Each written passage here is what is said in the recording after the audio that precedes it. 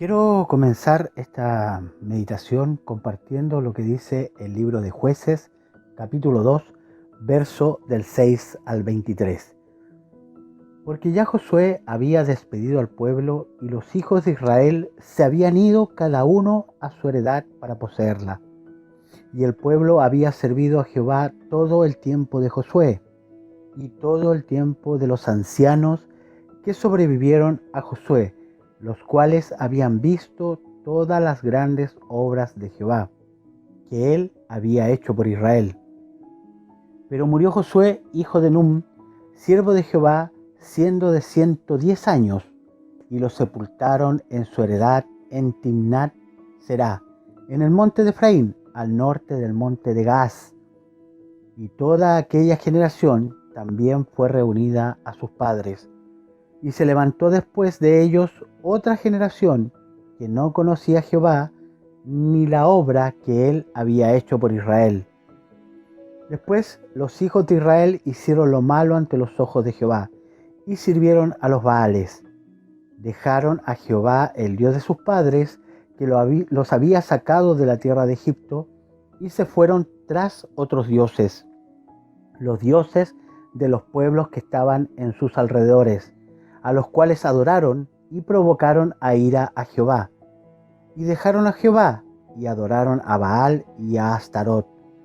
Y se encendió contra Israel el furor de Jehová, el cual los entregó en manos de robadores que los despojaron, y los vendió en manos de sus enemigos de alrededor, y no pudieron ya hacer frente a sus enemigos. Por donde quiera que salían, la mano de Jehová estaba contra ellos para mal, como Jehová había dicho y como Jehová se lo había jurado, y tuvieron gran aflicción. Y Jehová levantó jueces que los librasen de mano de los que le despojaban, pero tampoco oyeron a sus jueces, sino que fueron tras dioses ajenos, a los cuales adoraron. Se apartaron pronto del camino en que anduvieron sus padres, obedeciendo a los mandamientos de Jehová. Ellos no hicieron así. Cuando Jehová les levantaba jueces, Jehová estaba con el juez y los libraba de mano de los enemigos todo el tiempo de aquel juez, porque Jehová era movido a misericordia por sus gemidos a causa de los que los oprimían y afligían. Mas aconteció que al morir el juez, ellos volvían atrás y se corrompían más que sus padres, siguiendo a dioses ajenos para servirles e inclinándose delante de ellos, y no se apartaban de sus obras ni de su obstinado camino. Y la ira de Jehová se encendió contra Israel, y dijo: por cuanto este pueblo traspasa mi pacto que ordené a sus padres, y no obedecen a mi voz, tampoco yo volveré más a arrojar de delante de ellos a ninguna de las naciones que dejó Josué cuando murió, para probar con ellas a Israel si procurarían o no seguir el camino de Jehová, andando en él como lo siguieron sus padres. Por esto dejó Jehová a aquellas naciones sin arrojarles de una vez, y no las entregó en manos de Josué. Como siempre digo en esta parte, hagamos un poco de contexto histórico. La primera parte de este capítulo nos habla del ángel de Jehová que subió desde Gilgal hasta Boquim y confrontó al pueblo de Israel y les recordó el pacto que Dios había hecho con ellos, donde les dice en el versículo 2: con tal que vosotros no hagáis pacto con los moradores de esta tierra cuyos altares habéis de derribar. Haciendo mención a lo que Dios ya les había dicho durante el Éxodo. Esta porción la puedes encontrar en el libro del mismo nombre, Éxodo capítulo 34, versículos 12 y 13. Esta amonestación trajo consecuencias al pueblo y le advirtió que los pueblos que quedaban en la tierra prometida no serían echados delante de ellos y les serían como azotes, lo que se cumplió al pie de la letra. A partir del verso 6 de Jueces capítulo 2, la Biblia nos habla de que Josué había despedido al pueblo y cada uno se marchó a su heredad para poseerla. El verso 7 declara que el pueblo sirvió a Jehová durante todo el tiempo de Josué y todo el tiempo de los ancianos que le sobrevivieron, los cuales vieron todas las grandes obras de Jehová que él hizo por Israel. Antes de continuar, permíteme contarte una breve historia. En mi país, Chile, existe un pueblo llamado Pomaire, que se ubica aproximadamente a 50 kilómetros de la ciudad de Santiago, nuestra capital. Ellos, los de Pomaire, están viviendo una realidad que complica a los más adultos y a la economía del lugar. Este pueblo tiene una gran tradición alfarera en greda. Según algunos estudios, se dice que esta tradición es previa a la llegada de los españoles. Puedes encontrar toda clase de figuras y artefactos formados por las manos expertas de los alfareros. Pero aquí el gran problema. Esta tradición podría desaparecer con el paso del tiempo, ya que las generaciones más jóvenes no quieren aprender el oficio, lo que está literalmente condenando a muerte este arte ancestral. Mantén esta pequeña historia en tu mente para que puedas entender lo que va a seguir. Los versos 8 y 9, para recordar, estamos en Jueces capítulo 2. Como decía, los versos 8 y 9 nos dice que Josué murió de 110 años y que fue sepultado en Timnat Será. Y la primera parte del verso 10 dice que toda aquella generación fue reunida con sus padres. ¿De qué generación está hablando la palabra de Dios? Para responder esto, tenemos que hacer un poco de historia. Cuando los 12 espías volvieron de recorrer la tierra prometida y presentaron el informe, esto lo puedes encontrar en el libro de Números, capítulos 13 y 14, 10 de los 12 espías hablaron un informe negativo, lo que provocó que el pueblo se rebelara en contra de Dios, lo que trajo como consecuencia que Jehová eliminara a los 10 espías y a todos los mayores de 20 años, quienes murieron en el desierto. La generación que sobrevivió a este evento es la generación a la que se refiere el verso 10. Por lo tanto, lo que quiere decir es que había fallecido. Luego, la palabra de Dios nos habla que se levantó una generación que no conocía a Jehová ni las obras que él había hecho por Israel. O sea, esta es la generación post-desierto. Esta generación, la del post-desierto, no vio las plagas. No vivió cuando Dios a través de Moisés abrió el mar rojo por donde pasaron en seco. No probó el maná, ni mucho menos las codornices. No bebieron el agua de la peña, no conocieron la columna de fuego durante la noche, ni la nube que los acompañaba de día y guiaba a sus antepasados. Esta generación no conocía a Jehová, por lo que dice la Biblia, y esto trajo como consecuencia que se apartaran de Jehová y fueran tras dioses ajenos, adorando a Baal y a Astarot.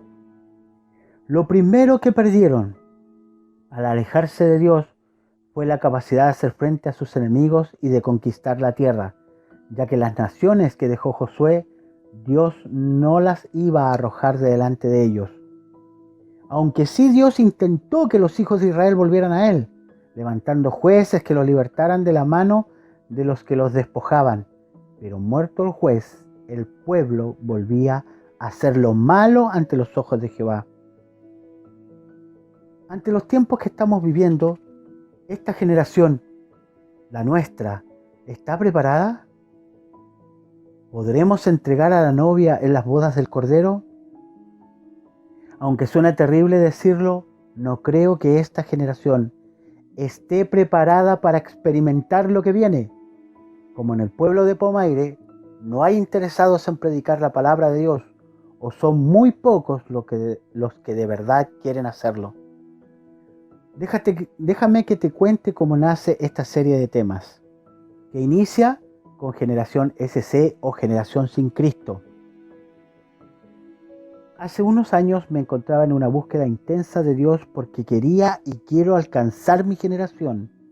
Mientras oraba le preguntaba a Dios por qué era tan difícil alcanzar la juventud para Cristo. y durante casi media hora no recibía respuesta y yo continuaba diciendo: Señor, ¿por qué es tan difícil alcanzar esta generación? Pensando en la juventud, y de pronto una impresión comenzó a nacer en mi corazón. La respuesta me dejó quebrantado, por no decir hecho pedazos. Dios habló a mi corazón y dijo: porque han dejado a mi Hijo Jesús fuera de sus congregaciones. Y como ya les dije, rompí en llanto, pedí perdón, no tan solo por mi vida, sino también por el liderazgo. Luego me encontré con la palabra que leímos al principio, que muestra de manera gráfica lo que va a sucederle a esta generación si no se vuelve a Jesús. Y no le hablo a los inconversos, aunque más adelante lo haré. Le hablo a la iglesia de Dios, a la iglesia del Dios vivo. Tenemos la obligación de preparar a esta generación, primero, para que conozcan a nuestro Señor Jesucristo y luego sepan lo que Él hizo por nosotros. Las palabras de prosperidad han sacado del medio al dueño de esa prosperidad. Las palabras de sanidad han sacado al que pagó el precio por esa sanidad. Las palabras de libertad han reemplazado al que murió y resucitó para que disfrutemos de esa libertad. Las promesas por una ofrenda han reemplazado al sacrificio más grande de la historia. Mi hermoso Jesús muriendo en la cruz del Calvario. Le hemos dado más importancia a la obra que al Señor de la obra, Jesús, el Hijo de Dios. Por eso cuesta tanto alcanzar esta generación, porque los que deberían estar hablando de Él no le conocen, ni lo que Jesús hizo por nosotros. Si le preguntas a un joven: ¿por qué asistes a la iglesia?, te aseguro que la mayoría te respondería: para que Dios le bendiga. Y muy pocos contestarían: primero, para agradecer a Jesús el haberlos salvado del castigo eterno, y segundo, para aprender y así alcanzar su generación. Pero me vuelvo a preguntar: ¿cómo lo van a hacer si no se les enseña? Responde lo siguiente: ¿cuál crees tú que es la obra más importante que Jesús hizo por ti? Ahora yo te respondo: la obra más importante de Jesús no es tu prosperidad, ni librarte de las drogas o el alcohol, ni siquiera es que hayas sanado tu enfermedad o restaurado tu matrimonio.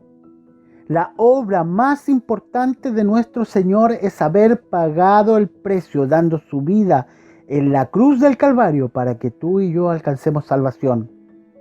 Pero si esta generación no entiende esto, está condenada al fracaso, como le pasó al pueblo de Israel luego de la muerte de Josué y los ancianos. Veamos otro ejemplo. Aquí quiero que vayamos al joven rico. Él conocía los mandamientos, ya que cuando Jesús los enumeró, él respondió: todo esto los he guardado desde mi juventud. Esto lo encuentras en Mateo 19, versículo 16 al 30. Y ahora fíjate cómo termina el verso 20 de Mateo 19. Si la conversación del joven hubiese terminado con la frase desde mi juventud, todo terminaría ahí. Pero se le ocurrió preguntar: ¿qué más me falta? Y Jesús le respondió: si quieres ser perfecto, anda y vende lo que tienes y dalo a los pobres, y tendrás tesoro en el cielo, y ven y sígueme. Si hacemos la comparación con nuestra generación, muchos conocen textos bíblicos de memoria y los recitan cada vez que les sucede algo. Pero al igual que al joven rico, le faltaba vivir la experiencia de la palabra de Dios. Jesús le estaba invitando a vivir su palabra, no solo a hacer las cosas por costumbre. No nos sirve saber de memoria la Biblia si nadie escucha que hablamos de aquel que está presente en toda la palabra de Dios, nuestro Señor Jesucristo. Quizás el joven rico nunca se imaginó que Jesús le respondería eso a su pregunta: ¿qué más me falta? Quizás solo lanzó la pregunta para que el Señor le respondiera: no te falta nada, sígueme. Al igual que nuestra generación, cree merecer todo solo por el hecho de asistir a la iglesia. Y es nuestra responsabilidad porque hemos enseñado un Señor que debe responder a nuestras peticiones. Pero cuando les dices que lo primero que deben hacer es reconocer que son pecadores y que deben recibir al Señor en sus corazones, te responden que no es necesario. Y ni mencionarles que deben hablar de Jesús. No sabrán hacerlo porque no le conocen. Romanos 10 tiene varios versículos que fueron predicados por años, pero que hoy es muy raro escucharlos en nuestra iglesia. Por ejemplo, Romanos 10, 8 y 9 dice: «Mas, ¿qué dice? Cerca de ti está la palabra, en tu boca y en tu corazón está la palabra de fe que predicamos, que si confesares con tu boca que Jesús es el Señor y creyeres en tu corazón que Dios le levantó de los muertos, serás salvo». El verso 13 dice: «Porque todo aquel que invocare el nombre del Señor será salvo». ¿Qué es invocar? La palabra griega traducida invocar es epikaleo, la cual se compone de dos vocablos: epi, que quiere decir sobre, y kaleo, que es llamar, que en conjunto significan llamar por su nombre, lo cual da a entender llamar en voz alta. O sea, epikaleo es llamar a alguien por su nombre gritando. Ahora revisaremos el verso 14 para acercarnos a la conclusión de este tema. El verso 14 de Romanos 10 tiene varias preguntas que van encadenadas. La primera pregunta es: ¿cómo pues invocarán a aquel en el cual no han creído? La segunda pregunta quiere ir más profundo y pide una respuesta al por qué no han creído. ¿Y cómo creerán en aquel de quien no han oído? Y la pregunta 3 va al génesis del problema. ¿Y cómo oirán sin haber quien les predique? Ordenemos un poco esto. Al predicarles, oirán, por lo tanto, conocerán al Señor Jesús. Al conocerlo, creerán, por lo tanto, invocarán el nombre del Señor. Y luego de todo este proceso, el resultado lógico es que sean enviados a predicar, respondiendo a la primera parte del verso 15 de Romanos 10. Como está escrito: «Cuán hermosos son los pies de los que anuncian la paz, de los que anuncian buenas nuevas». Llegarán días en que ser hijo de Dios será un peso que muchos rechazarán. Los cristianos seremos perseguidos y condenados a muerte por nuestra fe. Los tiempos que se avecinan no serán los mejores. Es más, deja decirte que empeorarán. Pero es hoy que Dios nos está dando la oportunidad de conocerle y, como resultado de conocerle, servirle. Quiero tomarme unos minutos para hablarle a aquellos que nunca han recibido a Jesús en su corazón. No voy a prometerte nada. Solo quiero decirte que eres un pecador y estás muerto espiritualmente en tus delitos y pecados. Y eso llevará tu alma a la condenación eterna. El único que puede revertir esta situación es nuestro Señor Jesucristo, que pagó el precio por tus pecados en la cruz del Calvario y resucitó al tercer día para que, venciendo a la muerte, tengas acceso a la vida eterna. Debes pensar hoy dónde vas a dirigirte una vez que partas de este mundo. Hay dos caminos. Si eliges por Jesús, te invito a repetir conmigo esta oración. Dios mío, reconozco que soy un pecador y me arrepiento de todos mis pecados. Creo en mi corazón que Jesucristo es el Señor y que es tu Hijo amado. Reconozco que Cristo murió por mis pecados y que tú le resucitaste de entre los muertos. Abro la puerta de mi corazón y te recibo como mi Señor y Salvador. Inscribe mi nombre en el libro de la vida. Amén. Si has hecho esta oración, queremos saber de ti. Ponte en contacto con nosotros a través del correo electrónico misionurbanamedia@gmail.com. Ahora quiero finalizar mis palabras hablando a esta generación que asiste a la iglesia. Bueno, que en estos momentos no estamos asistiendo porque estamos en una pandemia, estamos en nuestros hogares, pero aquellos que antes de todo esto asistían a la iglesia, y su compromiso no era mayor que ese. Estamos en un momento crucial. Te invito a conocer a Jesús. Aprovecha este tiempo de cuarentena para aprender más de aquel que te salvó de la condenación eterna, para que cuando todo esto pase puedas compartir tu fe con otros y ser participante del gran mover de Dios. No te quedes como un espectador. Dios quiere usar tu vida para llevar el nombre de su Hijo hasta lo último de la tierra. ¿Aceptarás el desafío? Bendiciones.